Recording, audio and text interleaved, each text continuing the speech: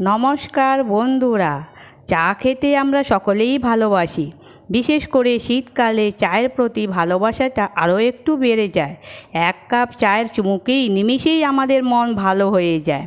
চায়ের স্বাদ সেরা আনার জন্য এবং চায়ের কালার পারফেক্ট করার জন্য বেশ কিছু টিপস রয়েছে, সেটাই আজকে ভিডিওতে শেয়ার করব। কিভাবে খুব সহজে মুখে লেগে থাকার মতো চা বানাতে হবে, তার জন্য ভিডিওটা প্রথম থেকে শেষ পর্যন্ত দেখতে থাকো। আমি এখানে একটা বড় এলাচ নিয়েছি আর একটা তেজপাতা নিয়েছি। এখানে কয়েকটা লবঙ্গ রয়েছে, এখানে একটা দালচিনির টুকরো আর কয়েকটা ছোট এলাচ আর 5-6টার মতন তুলসী পাতা নিয়েছি। এগুলিকে এখন রোস্ট করে নেব। এই যে এক এক করে আমি চাটুতে দিচ্ছি দালচিনি, এই যে এলাচ, তারপরে বড় এলাচ, লবঙ্গ, তেজপাতা, তুলসী পাতা পরে দেব। এগুলি আগে একটু রোস্ট করে নেব। যখন এগুলি থেকে একটা গন্ধ বেরোবে ভাজা, তখন তুলসী পাতাটা দিয়ে দেব। এই যে আমি দিয়ে দিয়েছি তুলসী পাতা। এখন তুলসী পাতাটাও এর সঙ্গেই একটু রোস্ট করে নিচ্ছি।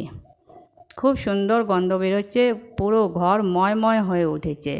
এখন একটা প্লেটে ঢেলে নিয়েছি, একটু ঠান্ডা হলে পরে শিলনোড়ায় এই যে বেটে নেব আমি। আর শিলনোড়ায় খুব ভালো করে মিহি করে, বেশি মিহি করতে হবে না, একটু মোটা মোটা থাকলেও কিছু হবে না।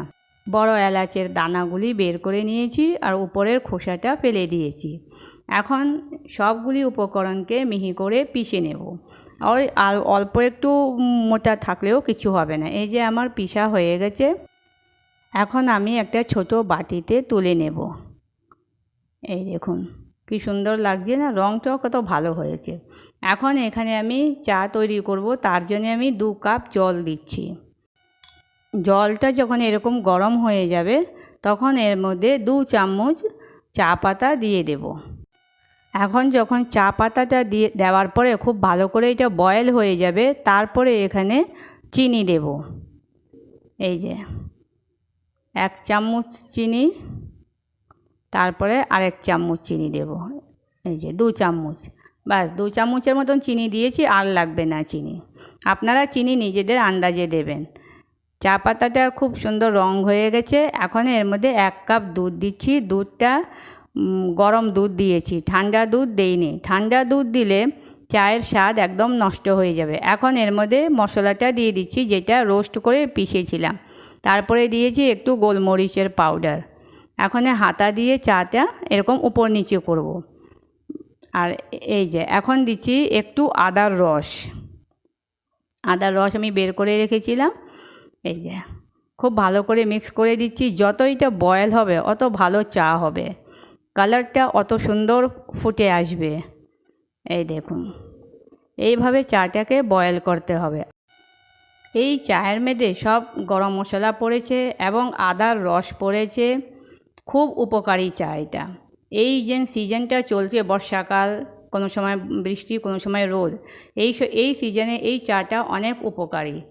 বিকেলবেলার দিকে যখন ঘরের মহিলাদের গা হাত পা ব্যথা করে, তখন এরকম একটা চা খেলে ওই গা হাত পা ব্যথা একদম শেষ হয়ে যাবে, আর হবে না। গলা ব্যথা করে কোনো সময়, কেন কি এর মধ্যে তুলসী পাতাও আছে, আদার রসও আছে, খুব উপকারী। এই চাটা আপনারা বাড়িতে তৈরি করে খাবেন। এটার উপকার তখনই বুঝতে পারবেন যখন এটাকে খাবেন। ঠিক আছে, তা আমরা এই চা এখন খাবো। তাহলে আপনারাও বাড়িতে তৈরি করে খাবেন, এটাই আমি আশা করি। এই রেসিপিটা যদি ভালো লেগে থাকে তাহলে একটা লাইক, শেয়ার আর সাবস্ক্রাইব করার অনুরোধ রইল। আমি আবার আসছি। Bye bye.